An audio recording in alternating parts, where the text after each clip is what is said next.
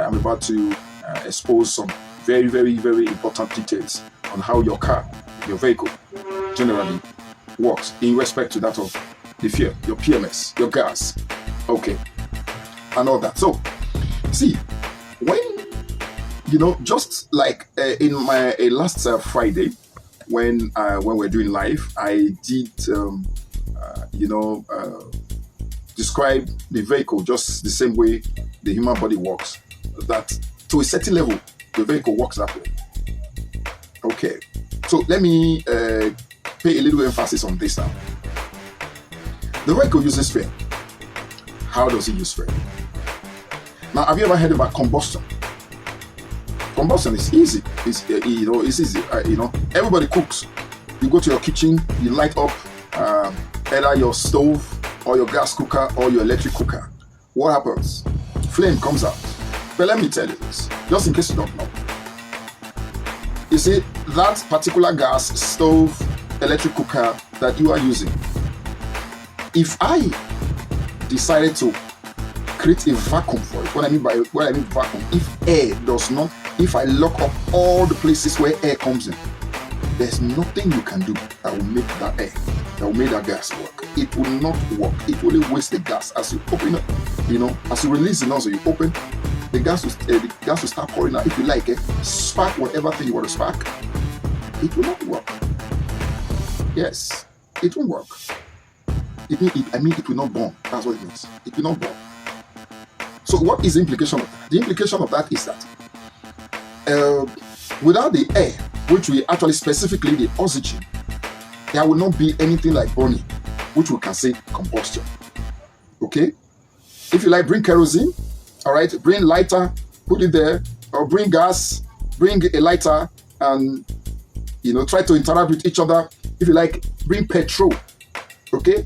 Bring petrol, diesel, or whatever thing you want to bring together. Without the presence of oxygen,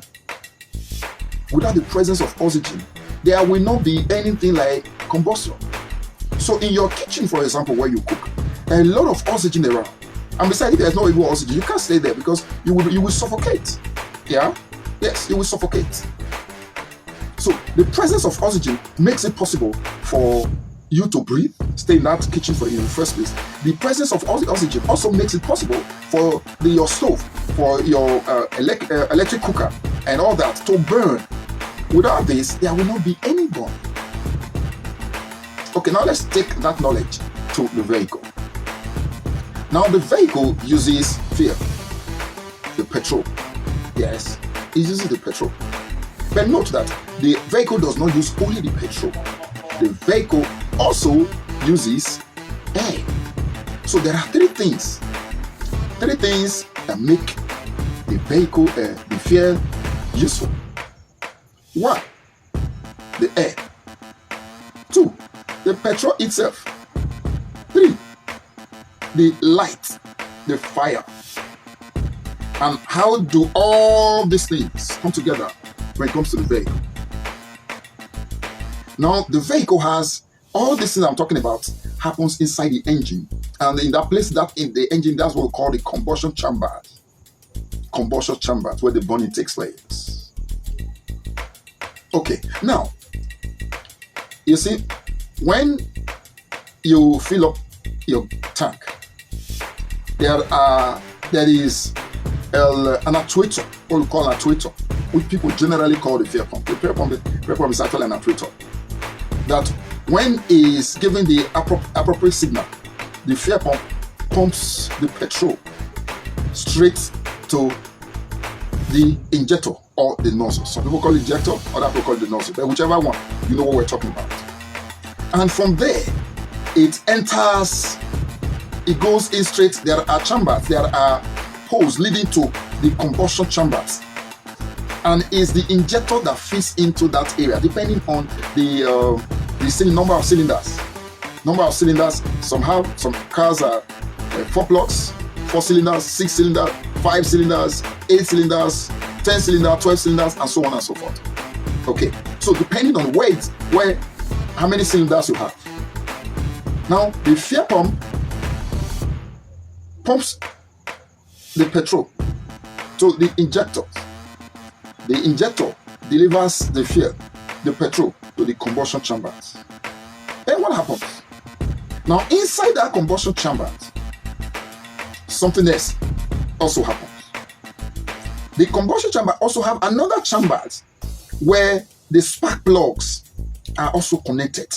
So let's assume that the combustion chambers, depending on the number of cylinders, they're like a small enclosed hole where you have a space that leads the fuel to that same place, and you have a space that the spark plug are also connected. So it's like the petrol comes and empty itself inside that chamber, and then the spark plug. What is the function of the spark plug? The function of the spark plug is to deliver the fire. Just like you take matches or you take lighter and you light up your stove.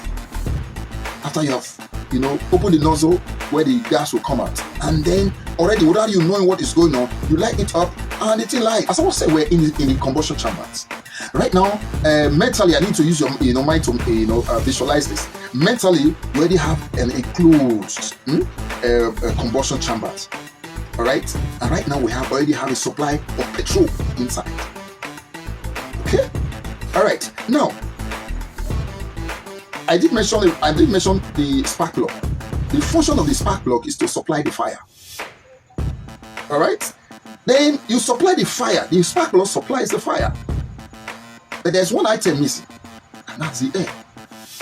Okay. So in this combustion chambers, there is air intake, fire intake, and the petrol intake that finds themselves inside that combustion chambers. And when these three are complete, there's what we call a blast. Boop! Yes. Now that force that it gives is the one that actually helps to push the cylinders either up and down, up and down, and you begin to hear, then the engine starts. That is how fuel is used in the combustion chamber. That is how it's used.